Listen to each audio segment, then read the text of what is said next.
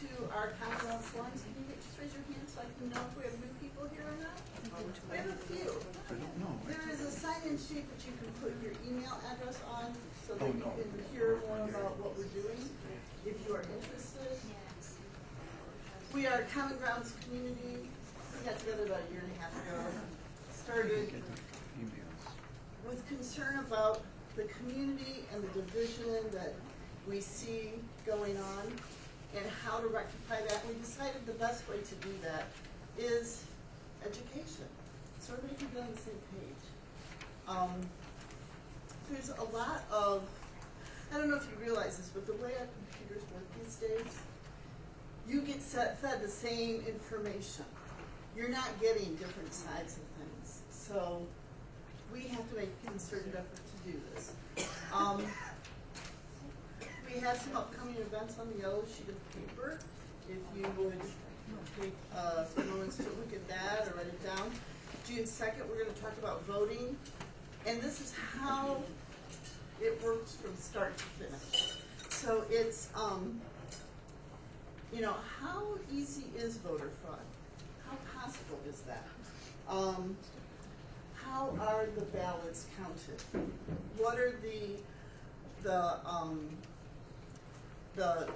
what are the processes that are put in place to keep from things being miscounted, et cetera? And then July 14th, we have immigration. Immigration is not about whether it's right or wrong, but do we really have a good idea of how people come into the country? You know, what are the different avenues they take? What is the process with those various avenues? So, and we find out that people are more under-documented than they are undocumented. And then August 4th, we're going to talk about data centers. And there's been a lot of talk about that in this area. Also, May 11th and May 19th. Was anyone here for the Lisa Cobb? Yeah.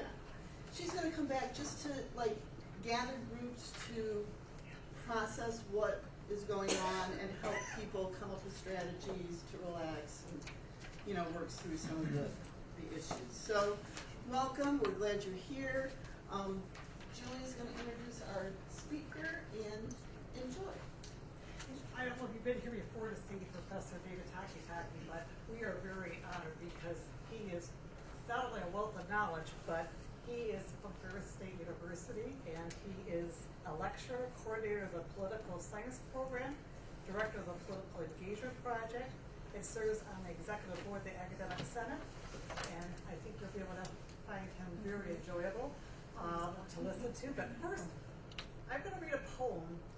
If you've been to these before, you know that I like to write poetry, but this one, I was thinking about the Pledge of Allegiance. I mean, we all say it from the time we're in kindergarten, and I was thinking, do we really listen to the words that we pledge to? So my poem is I pledge, but listen closely. I pledge allegiance. Wait, do you hear it, or you just say it?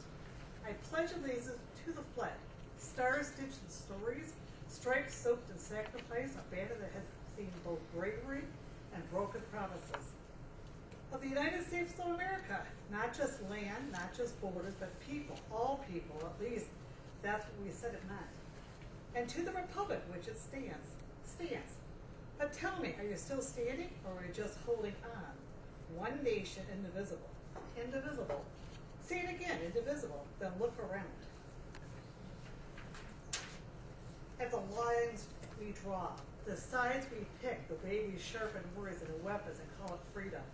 Under God, or under conscience, or under something bigger than ego, whatever you name it, you give it, is meant to humble us, not divide us. With liberty, not for some, not when it's convenient, but when it's profitable, not when it's profitable, but liberty that breathes in every voice, even the ones we don't like. And justice for all, not most, not if they agree, not if they look like us, pray like us, vote like us, all. So I pledge allegiance, but not blindly. I pledge to remember what those words were supposed to build, not just because of your tongue. A pledge to question when we drift from indivisible into pieces. I pledge to stand not for a perfect country, because perfection was never the promise, but for the possibility of it. because we're still here, still speaking, still choosing, and that means we're still, each of us, responsible. I pledge allegiance not to a direction we're drifting, but to a direction we can still change. And with that, we'll have this. All right. I'm going to use this microphone for the sake of the camera in the back and for the sake of anybody who might not be able to hear my voice. Hello, class. Welcome to Civics 101. I was asked to come here today and kind of encapsulate what is essentially something like 16 weeks worth of content in a very short amount of time. And I want to tell you that it's thrilling for me to look around the room and think maybe for the first time in my recent academic career, I will have a class where not everyone's going to be on their phone from time to time. Just that being said, we do want to make sure those things are silenced for the sake of your classmates in the videos, just in case. Here is what we're about today. We are specifically about clicking on this and making sure it works. One moment. That's not moving. Let's try this. No, hold on. That's. I think we've locked up on the video here for just a moment. All right. I'm going to try to get this fixed. But what we're after today is the course syllabus, which comedically is about representation in public service, the 3 branches of government, levels of government, federal, state, and local, and the roles of elected officials. That's what the folks here at Common Ground asked me to come and talk about, and that is exactly what I intend to do. Let me, 1 second here, see if I can get this to reset. Hoping that will do it. Let's see if we advance. Ready? No, we don't. All right, so I will see if we can get this going. Here is the first. Can you help me? Why is this not? Okay. 1 moment, please.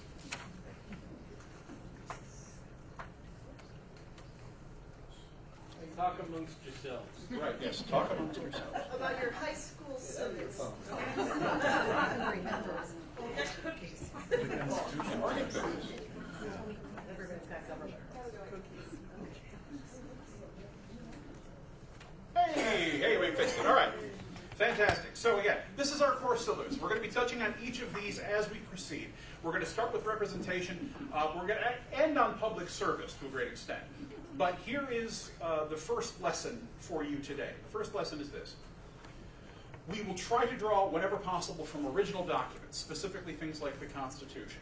I use this question on my undergrad. I get the feeling I won't get quite as many bites in this room. But the first question is this. Does anybody have an idea? If you were to take the entirety of the U.S. Constitution, every article, every word, along with the entire Bill of Rights, every word, right, and print them out on a standard 8.5 by 11 piece of paper, 12-point font, maybe 14 for some, right? But print those out, how many pages you would need to get the entire Constitution, Bill of Rights, all of that kind of information out. Anybody have any idea? Right? 3, 25, 6. I get students who will regularly come to me and say 200, 300, right? And the answer is about 21, 22. Right? 21 to 22 pages. I will joke with my students and say it's something that you can read on a particularly long trip to the bathroom if necessary. Right? It is not an unapproachable document. It is incredibly compact, it's incredibly dense. Some of the things in it are incredibly meaningful and have 200 years of precedent around them. But one of the first things I can say about civics is that we as citizens need to get ourselves and our neighbors comfortable with the actual documents. Not the way they have been necessarily interpreted by your favorite talking head from either side of the ideological spectrum, but familiar with the fundamental documents, because from that, we will be able to arrive at a much more comprehensive understanding of what our roles and responsibilities are and what our opportunities are as citizens. Speaking of opportunities, representation is our first topic on the syllabus. When I say representation, I'm talking about one's capacity to serve in public office. But as it turns out, there are different theories of representation that will inform everything we talk about moving forward. I have a question for you. Do you want your representative to do exactly what you think they should be doing at all times? Some of us do. Some of us do. I mean, let's be honest. Some people do, in fact, want their representative to follow their precise preferences in terms of political positioning. However, that is not, in fact, the only or even the most frequent theory of representation. The first theory is that delegate model, right? And the delegate model suggests that a representative should do exactly what your people want, regardless of whether or not what they want maybe is what they need. Think about the paternalism in that idea, right? Imagine for a moment someone who's put into a position of public trust that looks at you and says, you know what, I understand you want this policy, but no, I don't think that's not what you need. Think about that for a moment. The delegate model avoids that promise or that problem by essentially saying, you just do what your people want. Whether or not what they want is necessarily good for them, whether or not it's good for the country as a whole, the delegate model of representation is based around that core idea that you just represent the interests and the will of your people. And if you think about it, there can be some justification for that, right? This person is representing you, they were elected by you, they should be doing some element of your will. The next model changes that. The trustee model is a different concept of representation. And the trustee model essentially empowers the representative as someone who is skilled in their own right, experienced, knowledgeable, and asks that trustee to do exactly what we just said you might not want them to do. To make decisions on your behalf for your benefit, even if they don't necessarily line up with what you want, without, potentially in violation of your articulated preferences. Now, you can imagine that if you had two people campaigning to win your vote, and one of them were to describe themselves as a delegate, and the other were to describe themselves as a trustee, that difference alone might be enough to swing your preference and your vote. Now, as it turns out, these are not models of representation that are held in a vacuum. And the political model encapsulates what a good number of relatively competent, responsible representatives do on a regular basis. And essentially, it's this. You may not have an articulated preference in terms of policy on every single issue. There may be things you just don't know about, things you don't feel that you have enough information to make an individual decision on, things that you might effectively ask your expert representative to figure out for you. And the political model attempts to allow your representative to do that, right? While still answering to your whim, to your preference, in any circumstance in which that is something that is strongly articulated, right? So the politico is seen as a midpoint between that delegate and trustee models. Perhaps most relevant to the way in which our current political environment is shaking out is this last one. And this has become an increasingly evident and prevalent model of representation, and that's the partisan model. Now, the partisan model says you stay loyal to your political party and the leadership within that party. You actually see the partisan model more frequently used in ways that are positive in large multi-party systems, in which the party itself might be articulating a set of specific policies or platforms and is competing with multiple other parties, and in which you voting as a part of that partisan bloc is how you get those issues to advance forward in an otherwise multi-party legislative system, frequently a parliamentary system. In our system, this looks a lot different. We have fundamentally a two-party system. Why? Is it because the Democrats and Republicans got in early and rigged the game and just set it up that way so that there can only be two parties? The answer is no. That's not why we have a two-party system. In fact, you could argue that neither the Democrats or Republicans in their current form was present when the core elements that create this two-party system were put into our American political documents and traditions. The short answer is we have two parties because of math. This is an effect that we in the political science world call the Duverger effect. And it is the idea that if you have a single-member majoritarian system, right? So essentially, you elect one person from a district or a rider, and they require a majority vote to secure that seat. You will always end up with two parties, regardless of how many you start with, regardless of how many else come in. Because the pressures mathematically to win that seat require you to get 50% plus one. And if someone is able to successfully assemble a coalition to 50% plus one, the only way you can beat that is to get the other 49.9 and fight over the middle. right? It is math that gives us a two-party system in this country. If you were to have other ways of election, if you were to have multi-party, multi-member elections, you could immediately see variance from the two-party model. And we do see it when we have that. Even something like, were you to try to elect the senators from each state simultaneously instead of separately, you could feasibly see the opportunity for multi-party success. But it is that mathematical constant that always kind of reverts us back to two parties. A new party might come up and displace an old party. We've seen that before with things like the Whig Party, the rise of the Republican Party, right? Even temporarily, we had things like the Bull Moose. But we will always, in this mathematical system, revert back to two parties. So the partisan model in this system becomes more problematic than it is in other systems in which you might have parties that are galvanized around issues and can maintain minority positions across the board. Frequently, because of things like strategic voting, that partisan model can actually damage your position, because you are very likely to pull voters out of the party that is otherwise closest to your ideological position and empower the one on the opposite side of the line by not merging with the party that is otherwise closest to you. So that partisan model is an important thing to think about as we move forward and we start talking about the rest of this conversation.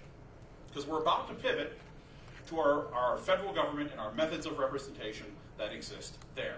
Again, Constitution check, get comfortable with these documents, long bathroom trip, you can read it. Okay? In fact, if you'd started when I first mentioned that, you'd be halfway through it by now. Okay? So, the first article of the Constitution, Article 1, specifies our legislative branch. It is Congress. Civics 101, what does Congress do? Congress makes laws. And it should be noteworthy that Congress was seen at the time of the founders and through many other democratic systems ever since as the prime and most important body in the government. Right? Not that there are not co-equal branches, not that there are not checks and balances, but that Congress was the place where the core elements of democracy were to happen.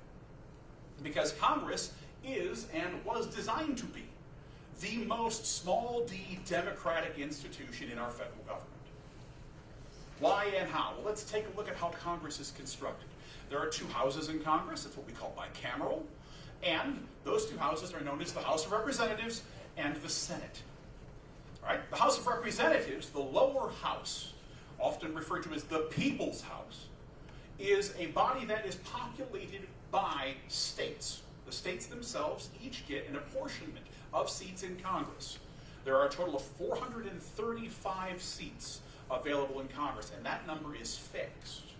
That number has been fixed, and that's really important, because that means that shifting population trends across the United States can cause states to gain or lose power as they become more or less populous in comparison to their neighbors.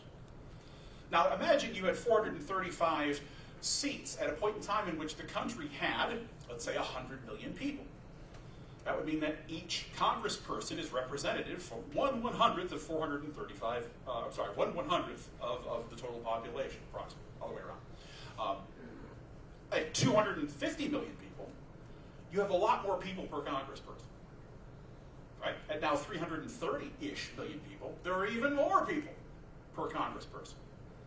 Population trends across the United States have seen states like ours, Rust Belt states, states in the northern part of the country, lose population to southern states and western states.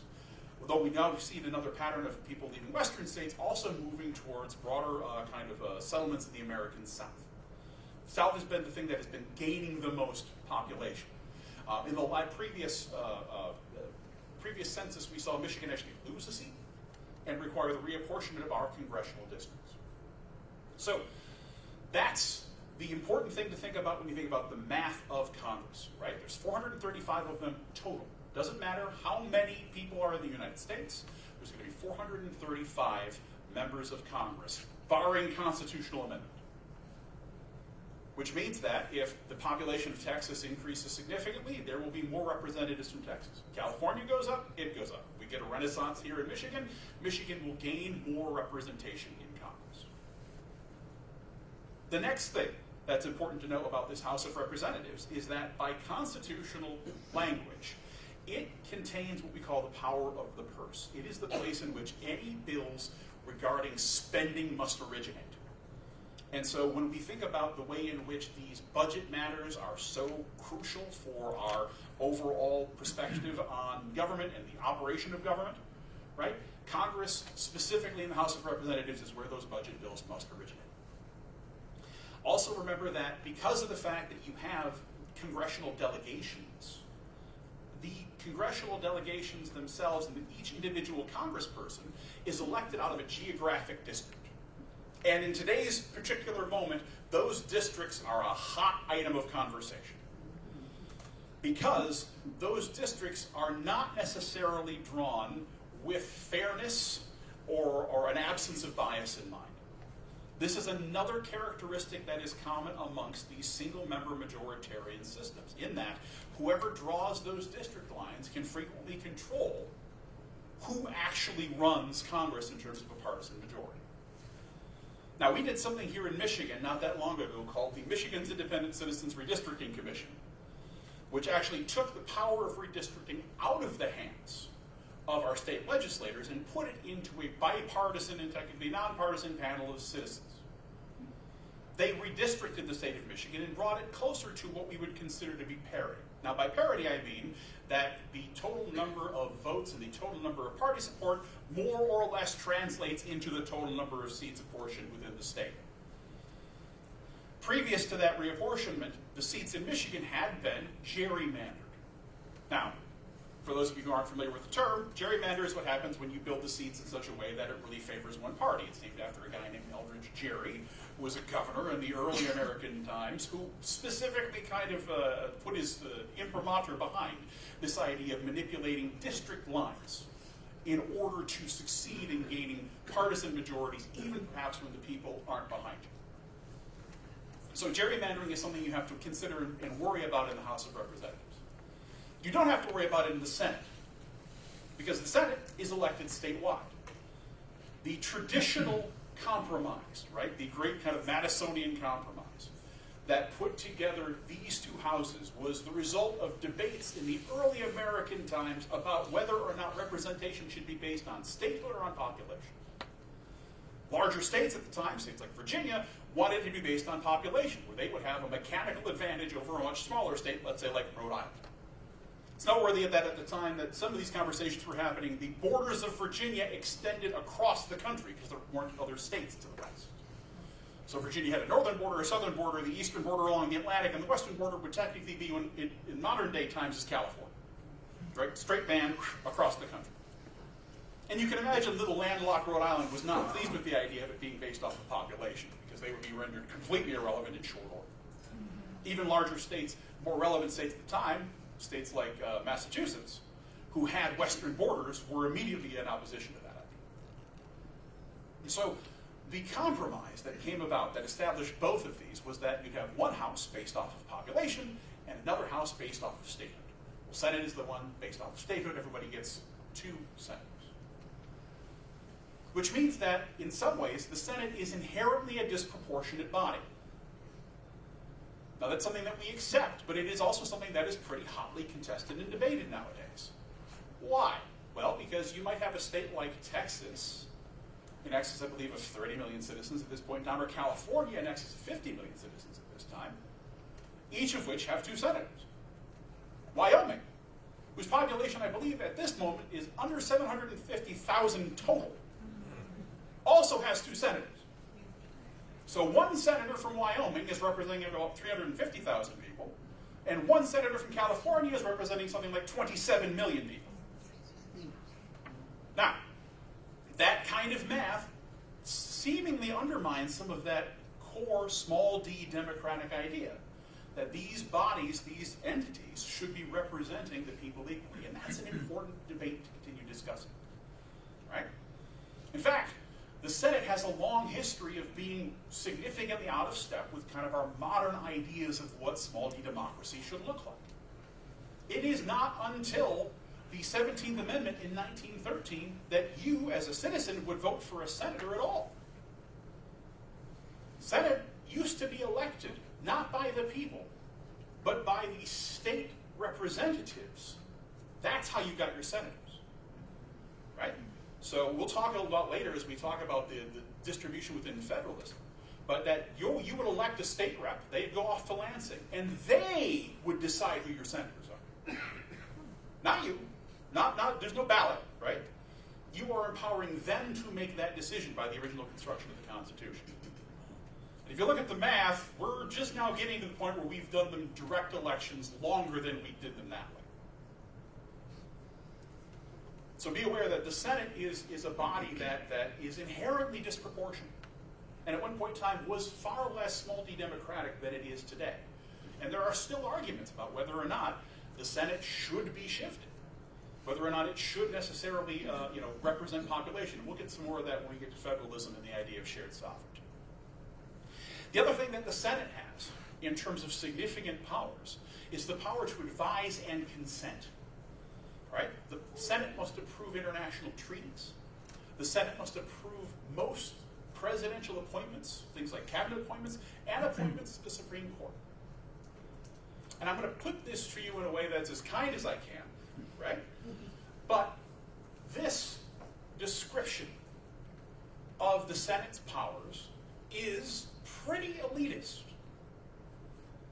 Think about this. Under the original conception of the American system, the people did not have a direct voice in deciding those individuals who would be most significant in doing things like approving treaties, the president's international conduct, or in populating the Supreme Court, or in deciding who the Secretary of Commerce, or depending on its terminology, defense or war might be.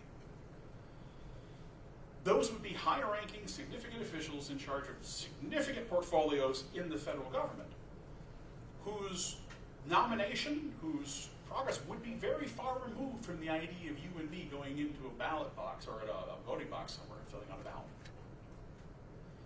And so when we look at the constitutional language that creates this institution, we need to see where it started and also see where it is. You're going to notice a pattern here over the next couple of slides.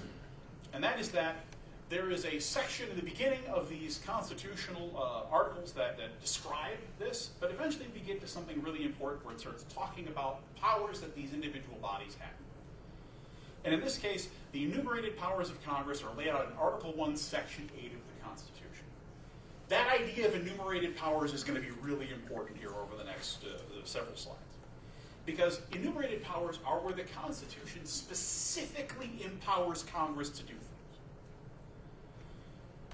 You can imagine there might be circumstances in which Congress might decide it wants to do something, maybe it thinks it even needs to do something, but it's not in that list. For example, how does Congress regulate algorithms and artificial intelligence models? They didn't exist at the time. We had no idea, right? How might Congress do something about things like space exploration? Right? We don't know, right? Depending on where you particularly sit, there are social trends. There are trends in terms of human equality, right? That were essentially forbidden from conversation and not on the radar for many of the people in the founding age, right? That have become very relevant nowadays.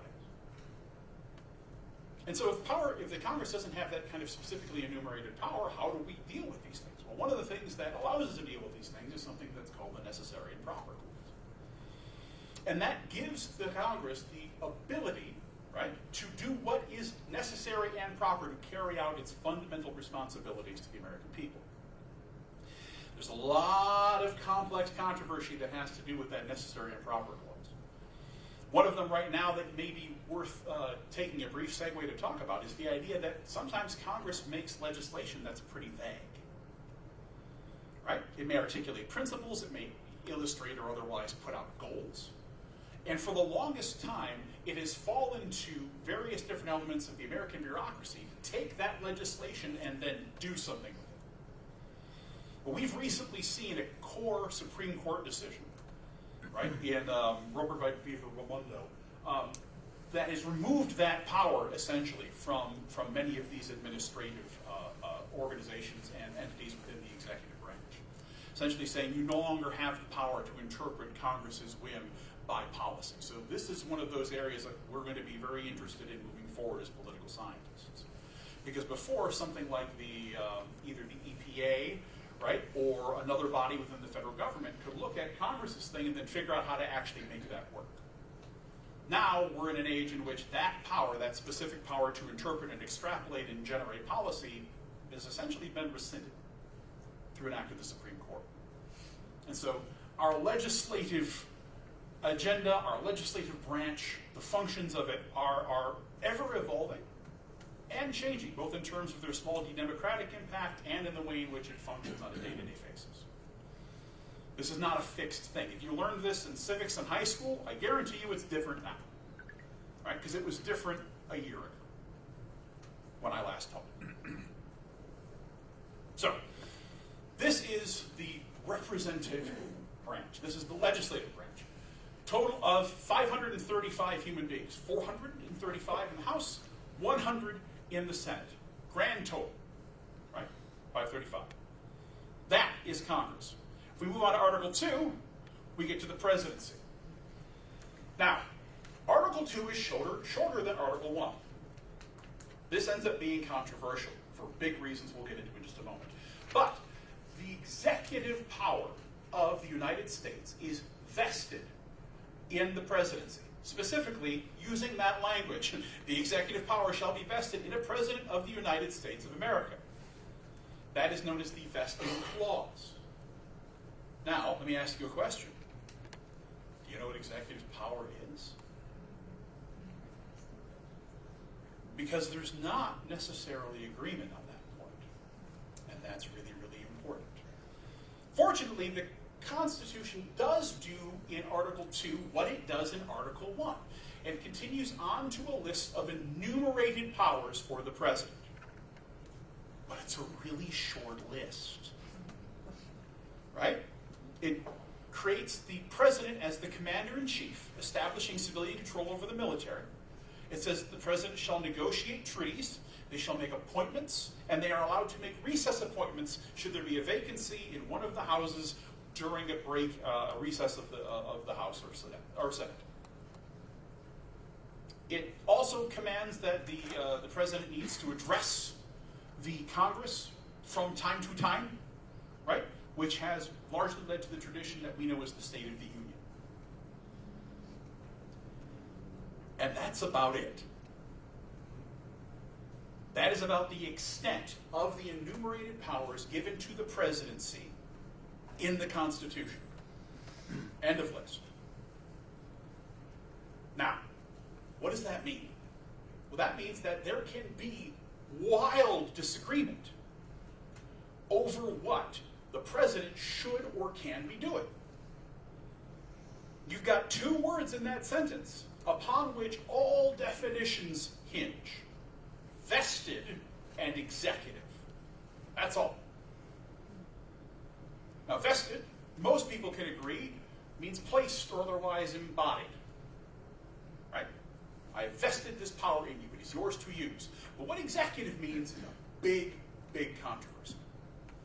You may have become familiar with various different theories of executive power. I want to touch on the idea that there are some very legitimate scholars who look at the historical context of this document, who look at the will of the founders who themselves were kind of working against the idea of royalty, right?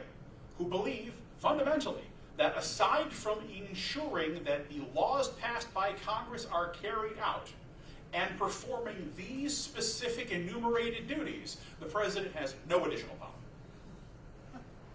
That's it. Congress makes the laws, they're the primary branch, you do what, you make sure that those things are carried forward into policy, right? Make sure that's happening in accordance with their dictates.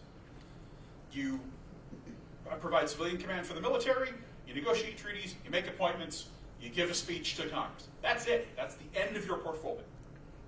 By a very strict reading, but one that is supported by both historical and constitutional language.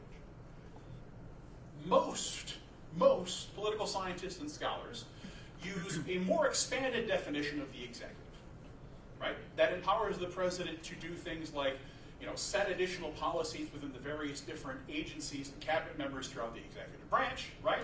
To kind of more forcefully and more whole-chestedly articulate an agenda for the United States, much like we would now understand most kind of governors or many of our previous presidents. You may have heard something called the unitary executive theory, all right? The unitary executive theory suggests that the president has very broad sweeping powers. In fact, the idea that the powers of the president can only be constrained under very, very, very limited circumstances informs some people's contested or kind of a conception of this unitary executive theory. And even beyond the unitary executive theory, there's a theory that has been dubbed by political scientists to be the royal residuum theory.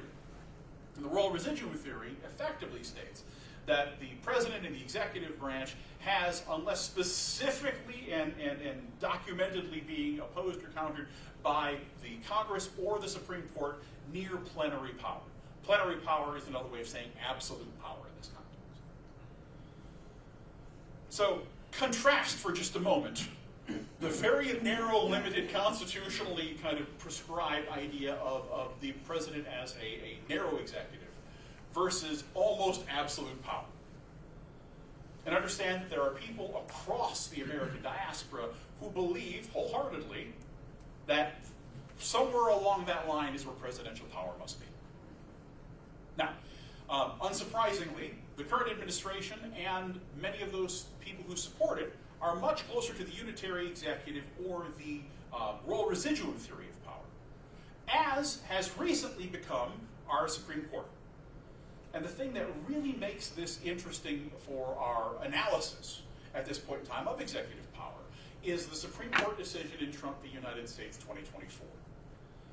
Because previous to that Supreme Court decision, there was no legal or constitutional precedent whatsoever for the idea of criminal immunity on the part of the executive. We had Supreme Court statements and elements within statute law that provided a civil immunity for the president, meaning that if the president sent your son or husband or daughter or wife off to war and they died, you could not sue the president for damages or like lifetime earnings or something like that, right? Even though it was their decision to put them into that kind of combat. You couldn't do that, right? But the idea that the president could be held criminally responsible for any kind of law-breaking that was being done during their term of office was a long-established precedent.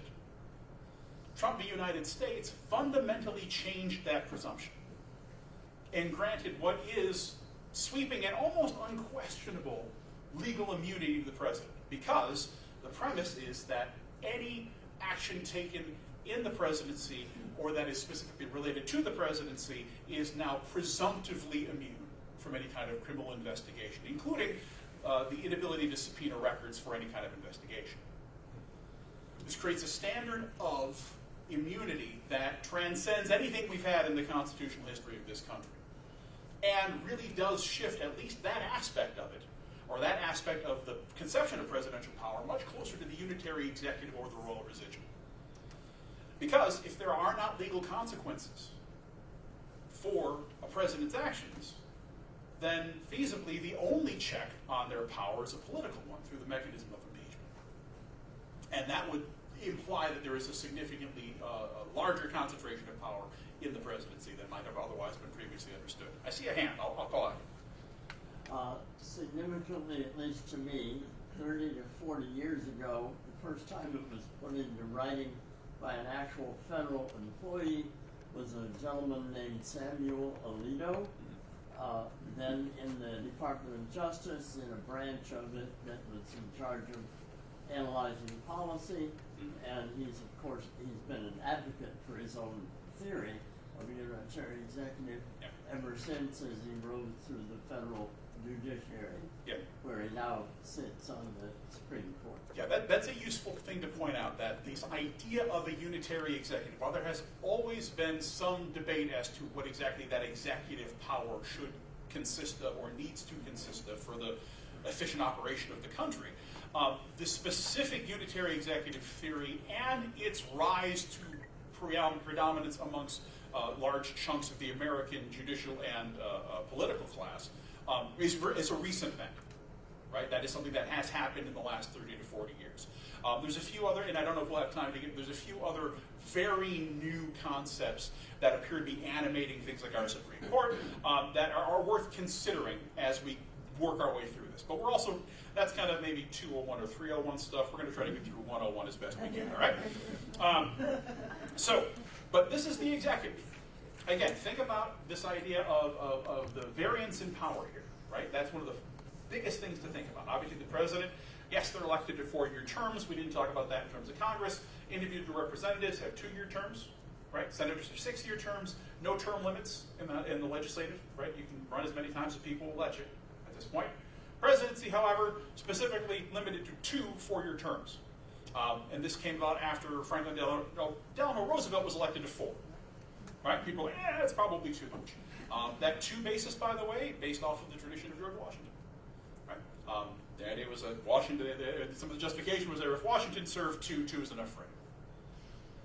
All right, so, Article 2, Executive Branch, Presidency. Brings us to Article 3, the third branch, the third tier in the American system of government, the judicial branch, the Supreme Court. It is Article 3 that lays out the Supreme Court power. And, much like Article 2, it's not that long. Right? Article 3 is a relatively short article. Here are the core things we need to think about with the Supreme Court. 1, judicial power is vested in one Supreme Court, right? And also, the Constitution allows for inferior courts as established by Congress. It was understood that this one court couldn't do everything, but they had the Constitution gives the power to determine what additional courts need to exist to Congress. Right? This is a check on the judiciary itself, but also many scholars read that as being yet another piece of evidence that suggests Congress was supposed to be kind of the prime mover in this. All right? Also, the terms of Supreme Court justices are not specifically described in the Constitution. What it is said is that the justices shall hold their offices during good behavior. Right? Now, that is a bit of a tricky term, and what's important to know is that under English common law, right, that term signified the idea that an appointment would be ongoing. That a person could be removed should they fall out of good behavior, and there are methods, standard impeachment mechanisms that would allow you to remove a Supreme Court justice, but that otherwise, they just keep going. And what that has meant is that has meant lifetime terms for Supreme Court justices in the United States. Noteworthy, these are not elected positions. Right? They are positions that are appointed by the President and confirmed by the Senate. Though it's also really interesting for us to consider the idea that the threshold for confirmation in the Senate has been messed with quite a bit. At one point in time, it was considered to be a 2/3 majority, and other times a supermajority of 60 votes. We're near a point at this point in time where confirmation for many of these offices is down to a simple majority of 50 votes. And generally, with the president's president's party controlling the vice presidency, sometimes it's exactly 50 votes. We'll get to that in a minute as to why the vice president is important there. Because, well, let's just talk about it, because one of the few duties of the vice president is that they also serve as the president of the Senate. This is largely a ceremonial role, but what it does allow them to do is break ties. Right? So if you have a 50-50 vote, if you've got a couple people out and it's 49-49, the vice president is the one who gets to step in and break ties in the Senate.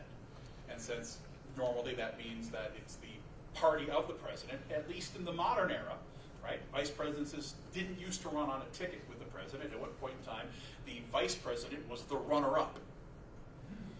Right? That system changed over the years, as did much of the Electoral College, which we can touch on briefly as we get towards the latter half of the hour, because that's a 201 concept, but we can get to it if you're interested. Point being that the vice president's normally a reliable vote for the president's party. Right? So there is an advantage to having that person sitting in that capacity as the vice president of the Senate. Back to the Supreme Court. The Supreme Court has what is called both original and appellate jurisdiction. Original jurisdiction means that they have the right to hear cases. And in any case that involves, let's say, one state suing another, foreign entities or bodies, anybody suing the U.S. government, the Supreme Court is the court of original jurisdiction. That's where you have to be heard, right? It also has appellate jurisdiction, meaning that any case being held at one of these other courts established by Congress can feasibly be appealed to the Supreme Court for an eventual final decision. Now, that appeal process is interesting in that it is not a guarantee. Just because I don't like the outcome of my lower court case and I want to appeal it to the Supreme Court does not mean the Supreme Court will take it up. Now, what does that mean? It means that you require at least 4 of the 9 justices on the Supreme Court to grant what's known as a writ of certiorari. That means the court will hear your case. Now, there are 7,000, give or take, applications to the Supreme Court every year. So about 7,000 people around the country, entities, right, will appeal their decision to the Supreme Court, hoping that the Supreme Court will issue a ruling that either overturns their case or otherwise changes the result for the case that they are appealing. Of those, depending on the session, the Supreme Court will grant a writ to between 100 and 150. Okay? So just because you want to take it all the way to the Supreme Court is by no means a guarantee it will be heard. The vast majority of cases appealed to the Supreme Court essentially get told no. Right?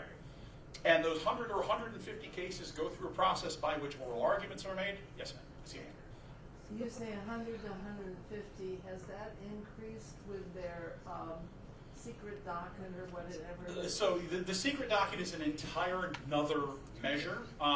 Generally, yes. Shadow docket. But yes, and the shadow docket, by the way, is also a very new thing. But in terms of the number of cases that are receiving some kind of an emergency injunction, that's what the shadow docket is kind of actually built into as. There does seem to be a modest uptick. It hasn't doubled or anything like that, but there has been a modest uptick in the total number of cases that are getting some kind of traction with the Supreme Court. Right? So again, that is a new enough feature. We're talking about the last 15 years. That is a new enough feature that we may not be able to track that data over time. We don't know if that's going to be something that moves forward. There's also some questions about whether or not that emergency intercession shadow docket is going to remain constitutional. Of course, it's the Supreme Court that would have to decide that, which we're going to get to in just a second, right? So the Supreme Court is given this original and appellate jurisdiction, right? But something happens in 1803 that changes the nature of the Supreme Court in this country and changes it to what we've seen right now. And that's that, according to the Constitution, while the Supreme Court has kind of preeminence in many ways, there is not a mechanism by which individual laws, not legal decisions having to do with law, but individual laws themselves as passed by Congress and signed by the President, could be determined to be in accordance with the Constitution. Because we're thinking about 2 different things here. There's the Constitution, remember, 20-some-odd minutes or 20-some-odd pages. And then there's what we call statute law. Statute law is all of the laws that have been passed by Congress. Right? Now, those don't necessarily amend the Constitution. Almost none of them do. But they create systems and rules by which the rest of us live that have the legal force of law. That's the whole idea. In a case known as Marbury v. Madison, the Supreme Court essentially decided for itself that it had the power to determine whether or not a statute law was constitutional or not. That power is called judicial review, and it's actually one of the things that the Supreme Court does more often than not nowadays. Right? This idea that the laws themselves, as passed by Congress, could be decided by any other body to be out of step with the Constitution. Prior to this concept, if the Congress had passed the law and the President had signed it, it would have the force of law. There was not initially a mechanism for judicial review. It's also interesting that many other countries, in the aftermath of this particular development, have created specific separate constitutional courts to carry out this function separate from their Supreme Court in terms of their judiciary and other legal systems. Constitutional courts are a separate function for a lot of other places. But in our system, because that is not an elucidated constitutional power, it is something that is created by this Marbury v. Madison decision, and it is a power of the Supreme Court is functionally given to itself. We will do exercises in my class that essentially play out the idea that, you know, a rogue executive could essentially decide, you know what, I don't necessarily believe that the Supreme Court really has that power, and I'm going to discard every element of Supreme Court precedent. And if the executive were to make that decision, who could stop them? If you've just ruled out the Supreme Court and said we're not listening to them anymore, then you fall right back to the idea of impeachment, especially under the current legal framework. Right? So this idea that this is a non-illuminated, non-elucidated power from the Constitution that the court has taken on itself and it fills this massive and important role in our society is a potential vulnerability of this system that we want to kind of pay attention to as we go. The Supreme Court then issues decisions and opinions, and those opinions basically reshape now both the statute and legal system as we know it in this country. And there's a couple of important principles that's worth understanding, because we mentioned the Constitution as one source of document and law. We've mentioned now statute law, and the third one that really does shape our government and the systems within it is precedent. And the idea of precedent goes back to this Latin term, it's on here, it's stare decisis, essentially means to stand as decided. And the idea is that once the Supreme Court decides how a set or a system of laws works, or they make an interpretation on something's constitutionality, that should be the way it works moving forward. We should not undermine precedent, we should not flip things on their head, we should not make random changes depending on what the individual composition of the Supreme Court is from time to time. And that is what has created a great degree of continuity in our legal system, is that once the court decides something, other courts, lower courts, sometimes even lower courts will defer to each other. Right? They will point at the Fourth Circuit decided this way, we will also decide it this way in this case in the Eighth Circuit or something along those lines. Right? The legal system is based on the idea that you will get equal treatment under the law wherever you are. And so this concept of precedent is actually really important. That said, there are times in which precedent does get overturned. Sometimes that is due to a new and novel legal challenge. Sometimes that can be due to modifications to statute law. And sometimes that's due to just the idea that the justices want to do it. Right? There are folks who look at some of the recent decisions regarding reproductive rights as a specific and direct overturn of precedent. Right? There are other ones who might look to other decisions, such as the D.C. handgun law, right, as establishing a new precedent, and would look at any kind of modifications to what is a much more kind of libertarian conception of firearms possession as something that would overturn that precedent. Right? So again, regardless of one's political preferences or ideation, precedent does kind of lay a groundwork for individuals across the country and for courts across the country to make informed decisions about what the law is or should be held to be. When precedent starts getting overturned, that ground gets shaky. It gets porous.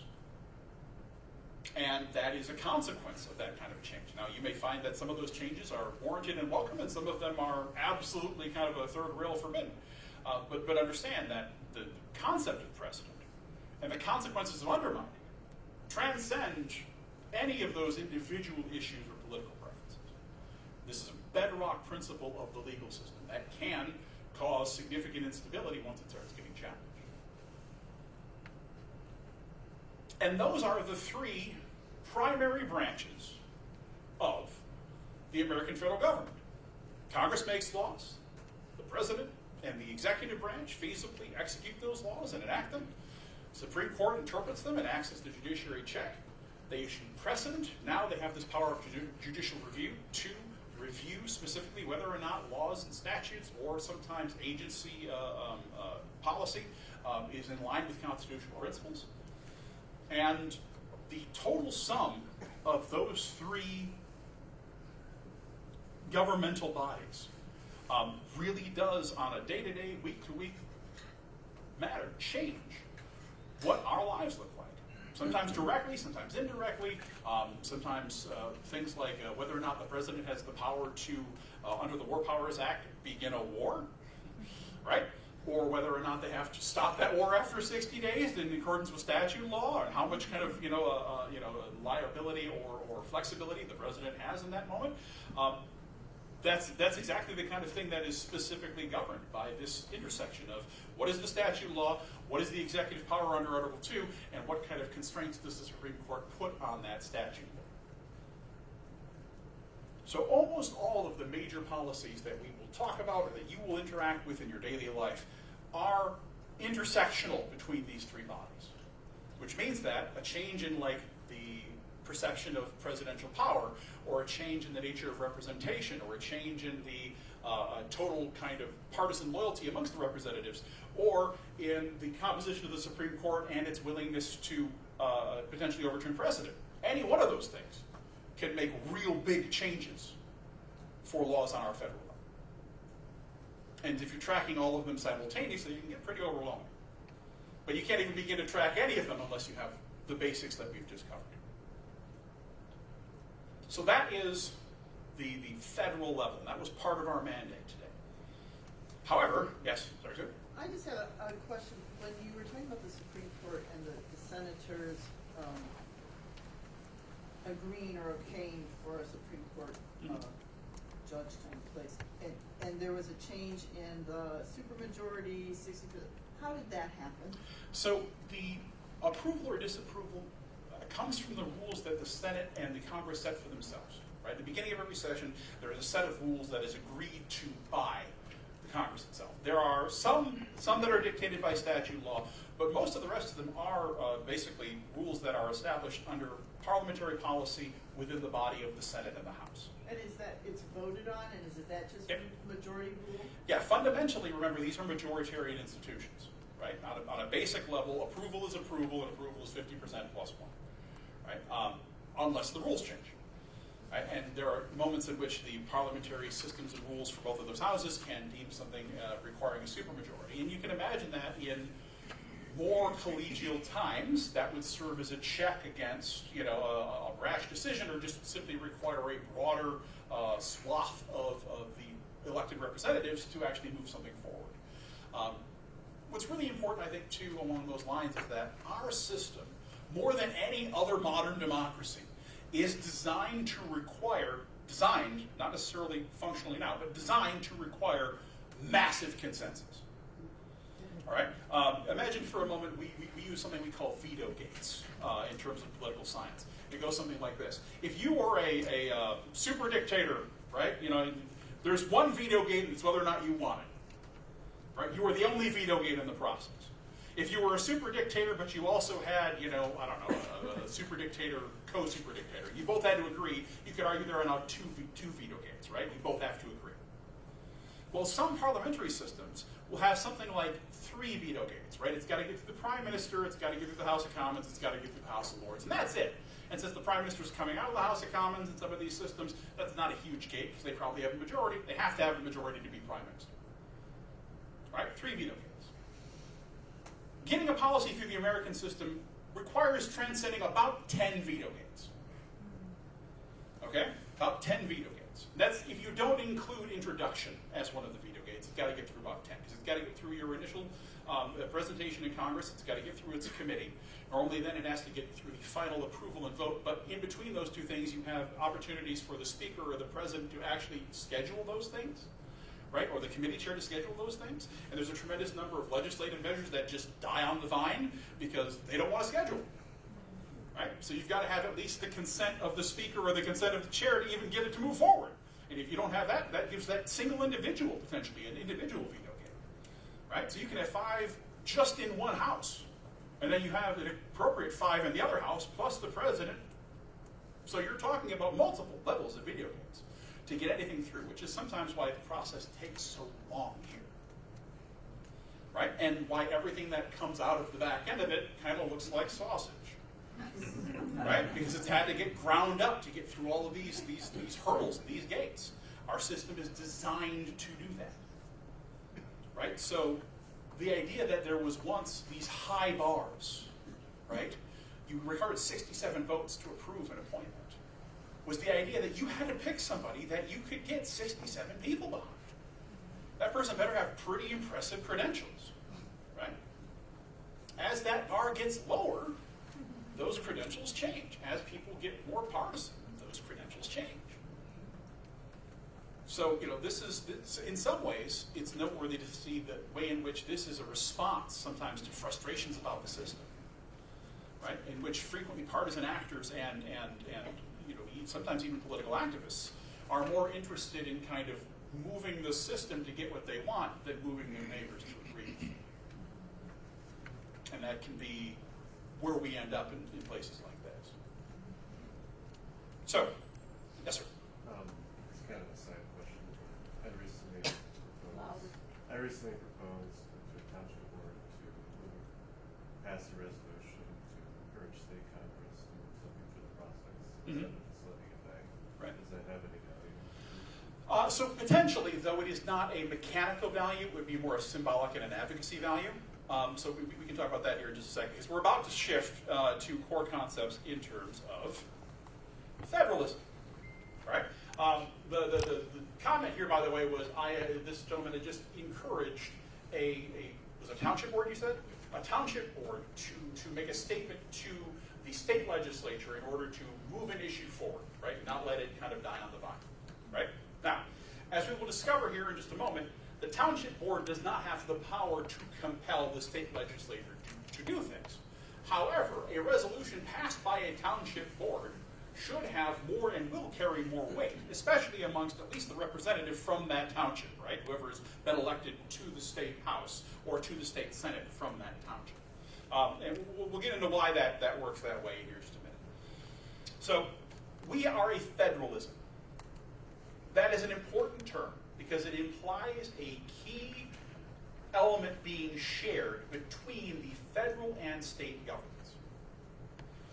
And that is sovereignty. Now, what is sovereignty? Sovereignty is the right of rule. I am sovereign to one extent or another over my own body. You can argue that I am the sovereign of my household, at least on the days in which my wife lets me.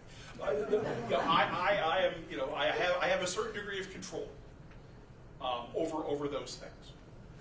However, the sovereignty of the United States, by the Constitution, lies with the people. But that sovereignty is expressed co-equally to some extent or another between the federal government and the government of the states.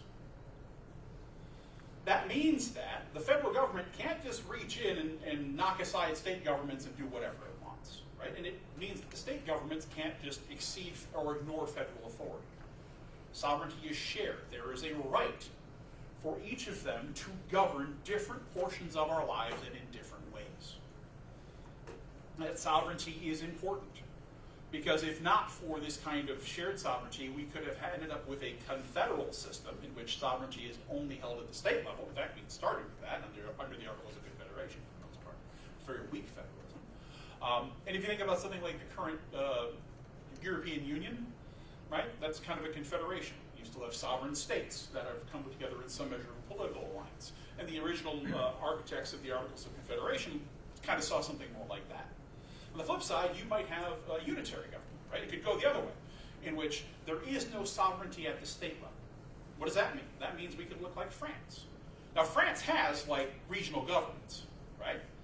But those regional governments are working under the auspice of the central government. They can't do something against them, right? How they're built, how they're set up is entirely by that central government. In this country, the federal government handles a bunch, the state government has a bunch, and there are some things the state government has the ability to do independent of the federal government. In fact, that's the whole point of the 10th Amendment. The 10th Amendment specifically says, and this is the entire 10th Amendment, by the way, right? The powers not delegated to the United States by the Constitution, nor prohibited by it to the states, are reserved to the states respectively or to the people. What does that mean? Well, it means that unless the Constitution says this is what Congress gets to do, or the Constitution says the states can't do it, The states can do it. That's what that means. Right? Unless it is something the Constitution specifically gives to Congress, or unless it's something the Constitution specifically says, no, states, you can't do this. It's under the state's power to do it. Now, the Congress prevents states from doing things like minting their own currencies, right? Or negotiating international agreements, right? It says, no, states, you can't do those things. Right? Now, the states also can't set up federal judiciary bodies, because that is a power that's specifically granted to Congress. But can the states set up their own judiciaries to function within their states? Of course they can. Right? Can the states create their own constitutions? They can and have. Can the states dictate spending, education, land use policy? Yeah. Right? This is that federalism point.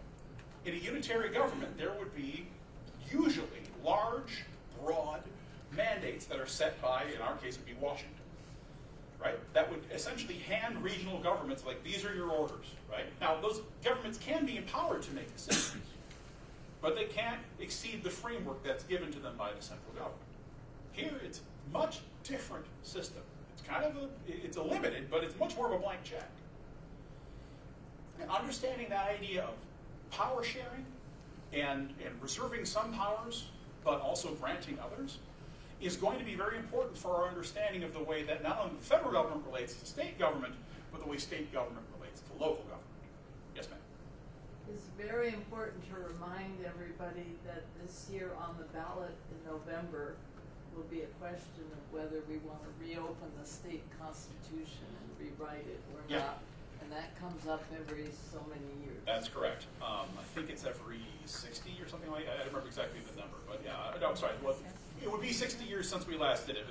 The actual option comes up more frequently. We'll talk about that in a minute here when we get to state governments back. We're about 2 minutes from. So federalism, right, is this sharing of powers, right? State constitutions serve the same function that the federal constitution does, and that it lays out to a great extent how that state's government works. Now, there's a lot of agreement between our state constitutions, though there are some variances and a few that are kind of out there.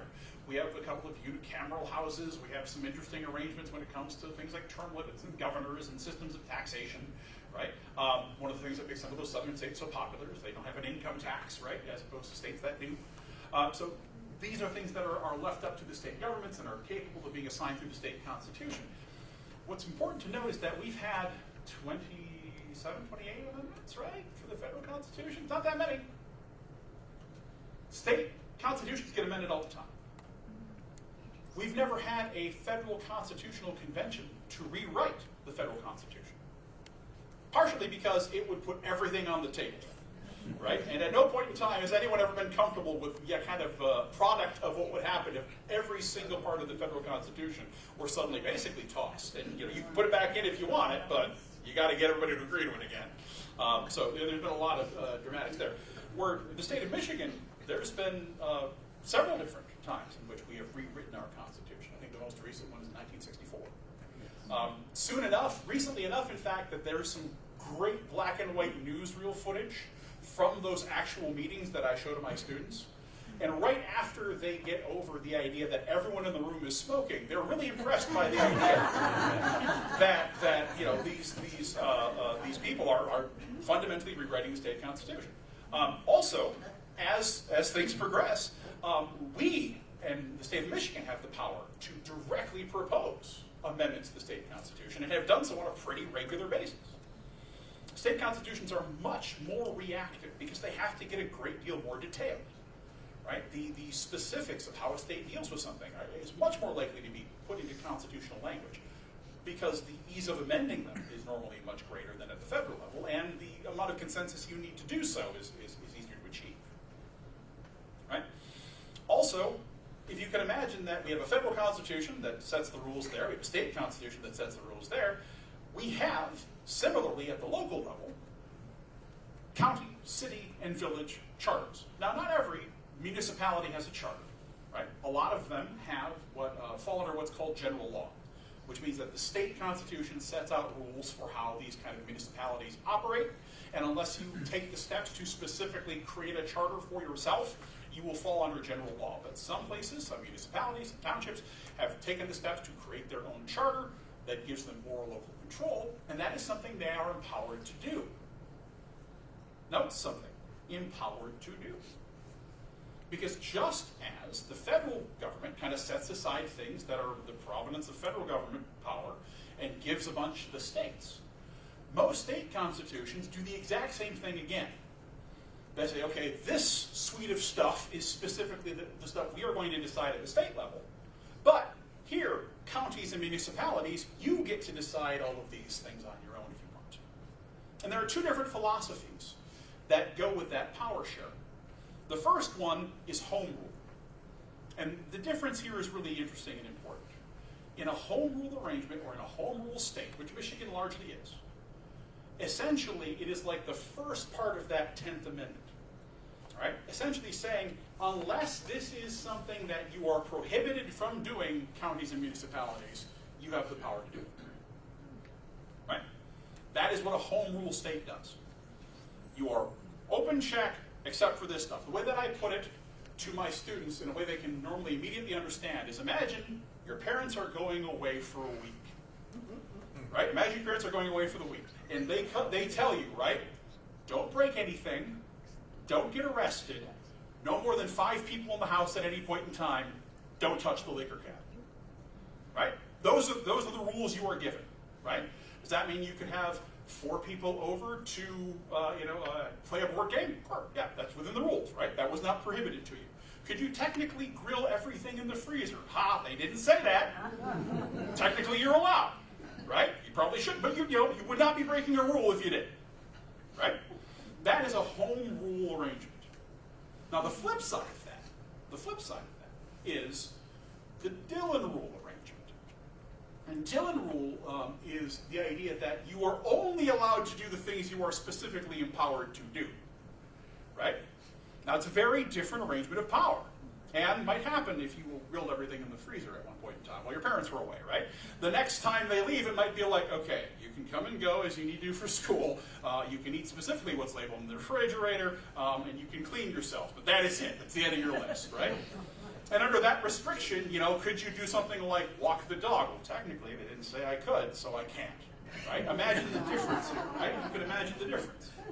You imagine them calling up like, the dog's really upset. He wants to go for a walk. Take her for a walk. You didn't tell me I could. Right? I mean, you can imagine. And I use that example, right? Because that happened. Not necessarily about a dog, but that happened in Dillon rule states, you had communities who were immediately running into this restriction, right? Like you told me I could pass a tax to, fund my surveyor, but you didn't give me the ability to fund a tax to do a library, so I'm stuck. And so they're knocking on the state, hey, you need to fund these libraries. You didn't let me tax for them. Eventually the state's like, okay, here, new statute law, you can do taxes for libraries. Okay, great. What about this drain project? Okay, here's another one, Just like the parent, you can imagine, yes, you can walk the dog. Yes, you can turn on the lights, right? But that wasn't in the original mandate, right? And that's kind of the difference between a home rule power arrangement and a Dillon rule power arrangement. As you can imagine the philosophical kind of constraint that exists there, and how that might evolve over time. As it turns out, many of the home rule states have run into situations where the state government kind of steps in and is like, we didn't say you couldn't do that, but now we're saying it. Don't do that, right? Like don't grill the stuff in the freezer. And on the flip side, Dillon rule states have become more permissive over time. But that is an important aspect of understanding that relationship between state and local power, right?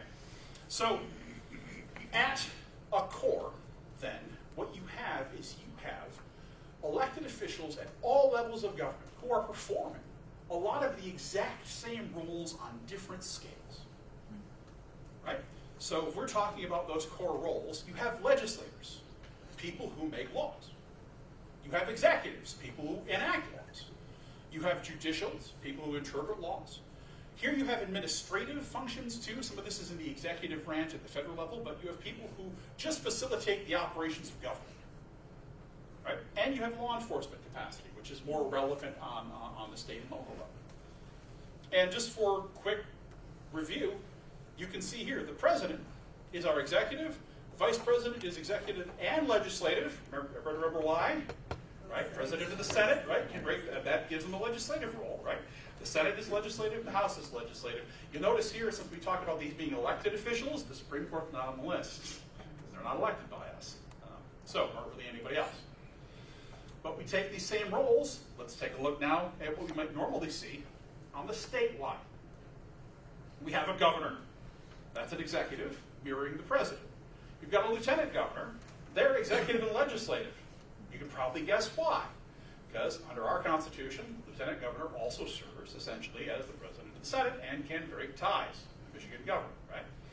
You've got the Senate and the House of Representatives in the state of Michigan. Anybody know?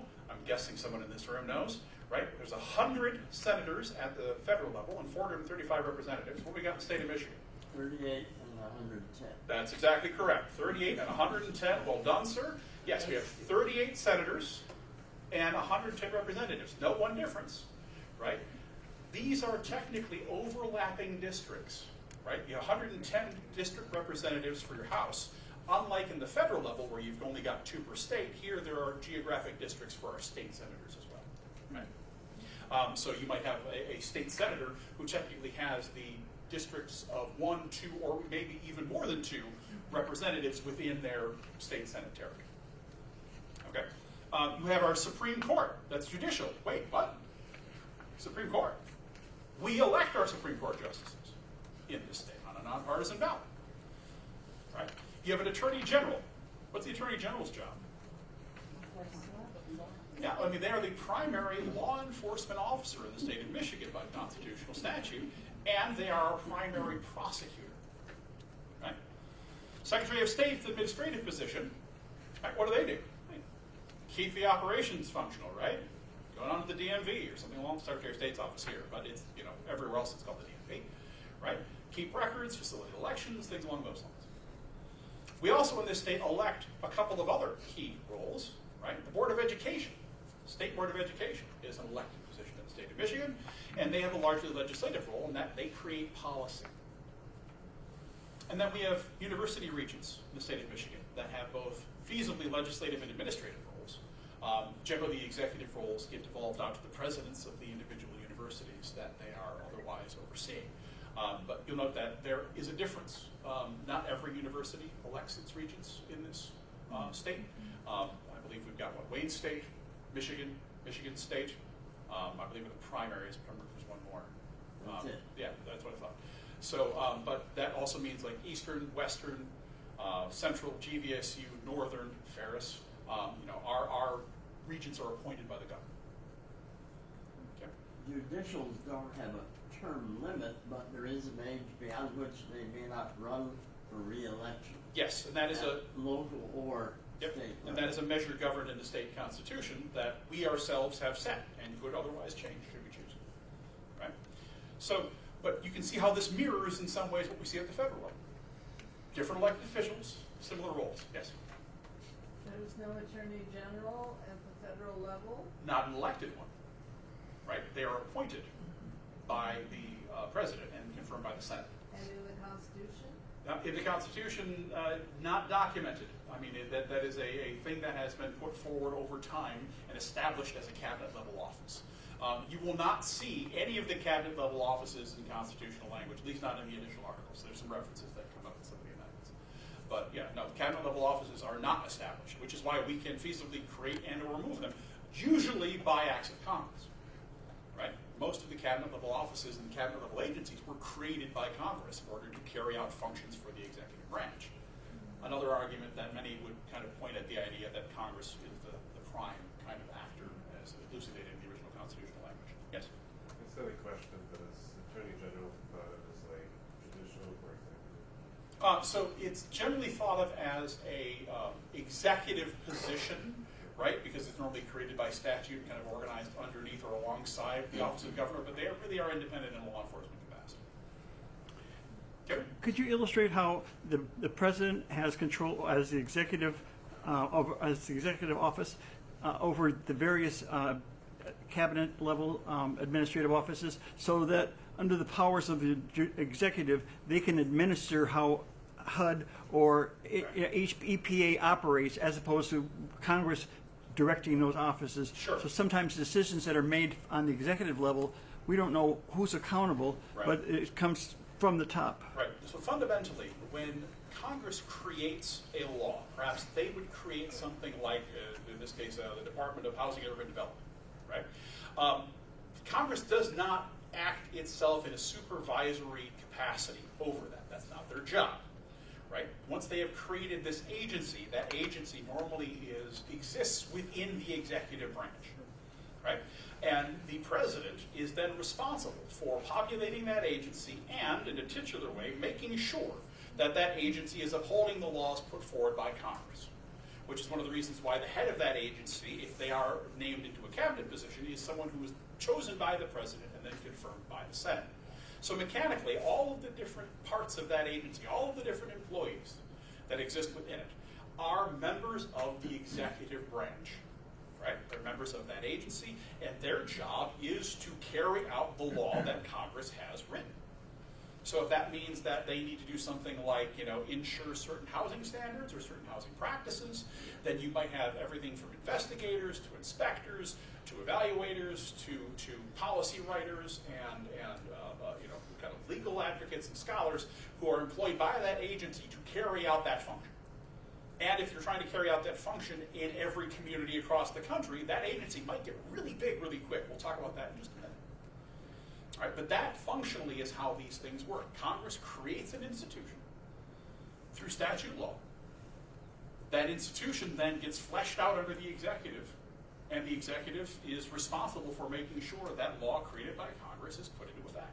That's their job. That's what the executive is supposed to do. Kevin? My follow-up point was that it seems that nowadays the executive, the president, can determine how to execute the laws in that or the budgets within those agencies. Right. And so, as opposed to following strict law, the president can say, oh, this is going to be our policy and this is how I'm going to administer that agency. So there's differing arguments as to whether or not agency independence is wise or warranted. To some extent, the president's got a lot on the plate already. So the idea of the president kind of reaching down into these various different cabinet agencies and making, numerous different nuanced or policy level decisions is not necessarily common, but there is precedent for it because technically these are executive agencies under the president. It would be within the president's authority to do that. The frequency with which they do it, the degree to which the people who are helming those agencies are competent, capable, and otherwise versed in them varies wildly, right? There's a regular kind of debate sometimes about who heads those agencies, whether or not the president should be able to have whoever the president wants regardless of their qualifications, or if the Congress, specifically the Senate, should be filtering those selections based off of other criteria, like expertise at the job, or documented morality or something like that, or absence of felony convictions, whatever, right? That may be a filter by which you want those nominees to pass, right? But there's also folks who think, even if those things exist and people get second chances, if this person's really good, the president wants them. Sometimes if you happen to fall into that partisan system of representation and the president's the leader of your party, you're willing to kind of pass that along to the president what he or she wants. Okay, so back to this real quick then. We have our statewide roles here. Again, note, function, mirrored, down the chain.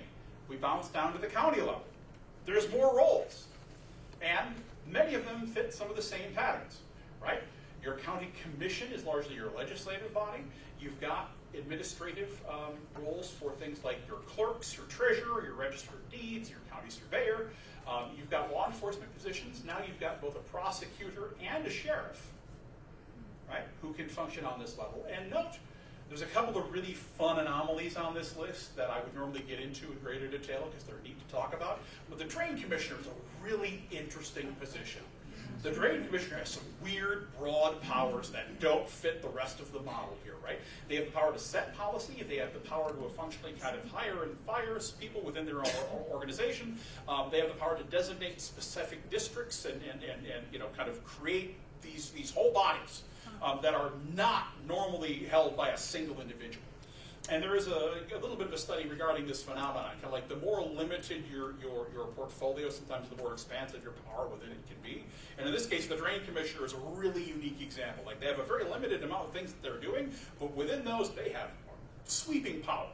within their geographic territory. It's a really unique institution. In some ways, the County Road Commission has some similar degrees of flexibility that they're acting in terms of creating policy, administrating things, and they're the executive. Yes? In Muskegon County, we've renamed it the Water Resources Yes. Commission, rather than Drain Commission.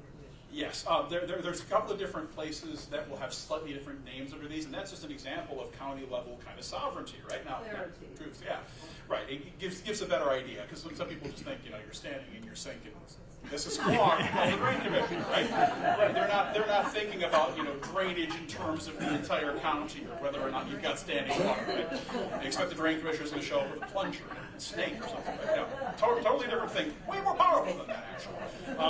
Though that might get you elected if you were trying to run for water resources.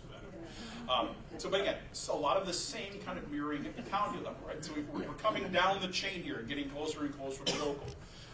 In fact, we're about to get really close to local. Townships. Anybody know how the township system is set up in Michigan? On a fundamental level, it's you take the county and you cut it into 16 equal pieces. That's how we set up the townships in Michigan, right? Imagine a perfectly square county and draw line. That's it. 16 equal pieces. That's how you ended up with townships in the state of Michigan. Now, obviously, not every county is square and things get complicated. And there are some places in the state of Michigan in which the township level government has been effectively removed because you have a municipality that extends the entire township and then some. Right? So there are a few cases where that happens. But at the township level, you have trustees, right? That perform the legislative function. Note, in the state of Michigan, depends on the population of the township. If your population is less than 5,000, you're only going to have 2 trustees. If it's more than 5,000, you can actually go through a process to go before, right? And because your township board then consists of those individual trustees, as well as your supervisor, clerk, and treasurer, you have between 5 and 7 total kind of county or township officers at that point. Also, though I have never seen one personally, there is in Michigan, the Michigan Constitution, the opportunity for townships to mark constables that can serve effectively in a law enforcement policy. Again, I've never seen one personally, but I'm certain there are still some that are out there. But that is something that the township has the ability to do, and that would give them a law enforcement function. Here, because of the nature of township government, frequently the supervisor is going to be your primary administrative and executive body, but you've got shared kind of legislative responsibilities across all of your township officers. Now we get down to municipal, right? So we're coming close. If that municipality is a city, but that municipality could be a village, right? That could be a chartered village. And so you might have most of them now are council members. There are still a few commissioners within the state, and the difference there we'll get into in a second, but these council members and commissioners have legislative responsibilities. They're the ones that are creating policy and setting policy for the municipality itself. You can have either a mayor or a village president as an executive, independently elected. Some of these other systems where you've got a commission, the mayor will technically be elected out of the commission. That's one of the primary differences there. You can have a city manager, depending on the circumstances, who is normally an administrative position, frequently unelected, appointed. That's one thing I wanted to kind of point out on this. But you can have a clerk that can be elected municipally, treasurer, and then you've got school boards. School boards are not in and of themselves municipal agencies, right? But they're generally elected at the same scale that you would see municipalities. Frequently, they will have overlapping district boundaries with municipalities, and otherwise be named in similar ways to a municipality. It gets a little more complex when you start looking at things like county ISDs and larger groups like that. But school boards are generally conducted on this kind of scale. What does that mean? Well, what this means is that we talked about the federal positions and the electeds, right? 535 members of Congress, the president and the vice president. That's all we're electing at the federal level, right? So 537 total human beings. There's a lot more government than what's going on at the federal level. In fact, so much more, this is the part where my students normally kind of lose the thread. Because this is what government really looks like. There's one federal government. There's 50 state governments. Across the country, there's about 3,100 county-level governments. 19,500 municipalities, over 13,000 school districts, and over 40,000 special districts of government. These can be fire districts, water sewer districts, transit districts, hospital districts, parks and recreation districts, airports, the special development authorities, all different types of structured government that will elect individuals and empower them to take care of various different policies as created by county, municipal, and state statute law. What that means is that when you talk about government, if you're only talking about the federal government, you are talking about 1 in 90,000.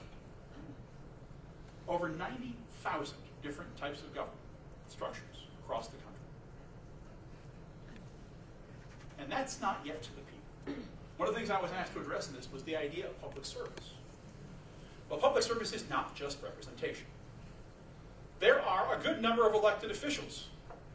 Right? We talked about those 537 at the federal level, right, that are elected officials. 2.2 million federal employees on the civilian side. 630,000 postal employees, which is a public-private partnership organized by the federal government. Active duty military personnel, about 1.3 million. There are about 4.2 million people across the country who are part of the federal government, who are part of federal public service. We elect 537. So we talk about government, we talk about systems, we talk about bureaucracy, we talk about service. Most people thought, I don't want to run for office. Good. There's not that many offices to be had. Right? However, there are numerous opportunities for us to work and function and give our time, effort, sometimes blood and tears, to the operation of government. But let's go even further, because that's the federal level, right? I don't see any federal electeds in the room at the moment, right? Not that White Lake doesn't deserve it, but that's not what we're talking about right now. Let's get down to what the real scope of public service is in terms of the state of Michigan. Right now, this is small print, I apologize, but there's a lot here. We have about 250 statewide elected officials, right? The 148 legislators, so accurately depicted, 110 members of the House, 38 members of the Senate. We have about an additional 8,100 statewide executives. Remember all of the different boards and judges and things like that that get elected at the state level. So we've got about 250 total elected officials that are statewide, Lansing level elected officials. We have about 83 counties, right, across the state of Michigan, meaning that between the boards and judges of those counties, there's another 600 to 900 people who serve in county level elected positions. Townships, you have 1,240 townships. Right? Remember, all the counties cut to 16. We lose a few, we get a few. But what that ends up meaning is that we have between 7,500 and 8,500 township level elected positions. Municipally, 800 plus municipalities, mayors, council members, various difference, between 5,000 and 7,000 elected officials at the municipal level. School boards across the state, 800 plus school boards, 7-ish members per 5,500 to 6,000. Meaning that across the state of Michigan, there's between 18,000 and 22,000 human beings who are elected by their peers to serve in the apparatus of government on some level. It's a lot more than the 250 who are sitting in Lansing. And by the way, the number here, in terms of the exact same metrics for every state in the union, you add them all together, it's over 500,000 people are elected to office in the United States and are conducting some part of service. Most of that service is nonpartisan. Most of that service is boring. A lot of it's administrative. But all of it is required for the function of government to actually deliver on anything that it has otherwise been constructed to deliver and promises to the people. One more bit that I find particularly useful when I'm thinking about the scope of public service. In the state of Michigan, there are 186,000 employees of the state government. Right? 186,000 human beings, our friends and neighbors, are working under the apparatus of state government in everything from, inspecting, our homes to inspecting our food, right? And for, working with the federal elements. There's another 395,000 employees of local government. 395,000, right? Folks, some of you may be, either there or retired from there or know somebody who does. The vast majority of those local government employees, by the way, are either educators or people who are employed in public safety inside the vast. Right? There are about 54,000 federal employees who live in Michigan. It's kind of already accounted. But what that means is that there's about 635,000 people in the state of Michigan who are employed by either the state or federal government or one of the local apparatuses of government, the county, township, or municipal government. And if we take that number across the United States, it's over 20 million Americans. Now, one of the lessons of civics is the idea that we can't just look at those 537 people who are sitting on the Hill in Washington and frequently pissing us off, right? When we consider what government and public service is. The vast majority of government is not that. The vast majority of government is human beings in your neighborhoods with jobs and families who are working boring, simple, but incredibly important jobs, delivering services, guaranteeing that our people are protected, making sure our children are educated, making sure that your water is clean and your roads are clear. Right?